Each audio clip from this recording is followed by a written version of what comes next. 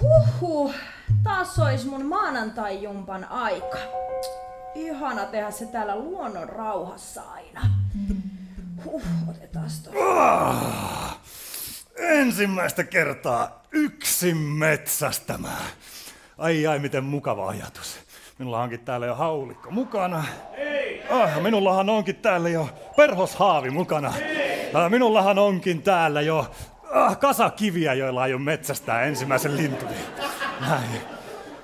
Täysin luonnon rauha, ei ketään missään. Ja... Anteeksi, mä olin tekemässä mun aamujumppaa tässä. Pekka!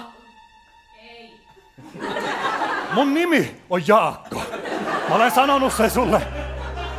Silloin kun me tavattiin ensimmäistä kertaa, toista kertaa ja kolmatta kertaa ei sitten tullutkaan. No ei tullut, koska meidän Sirpalle sinä teit rumasti. Meidän Sirpan veit vihille. Meidän Sirpan paloittelit ja heitit Aurajokeen. Minä tiedän. Mä tiedän, että se ei ehkä ollut ihan oikea tapa ratkaista sitä. Mun mielestä se oli ainut oikea tapa toinen, koska siis, että jos voi olla ikäviä ihmisiä maailmassa, niin hän oli ehkä niinku, ei ollut omena kauas puusta pudonnut, jos ymmärrät mitä sanotaan tai näin.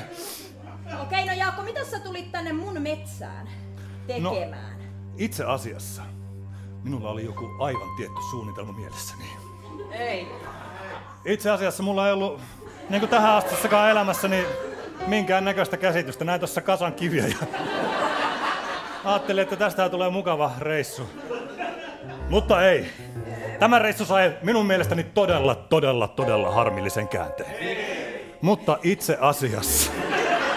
Mikä kohtaus loppuu? Anoppi kulta. Mitä, Jaakko? Mun täytyy sanoa... Voisitte sanoa sen uudestaan. Mitä, Jaakko kulta? Kuule, Pirkko. Mä en olis voinut mitään tuon parempaa kuulla sun suustasi. Olihan se meidän Sirpa Perseestä! Se oli niin perseestä!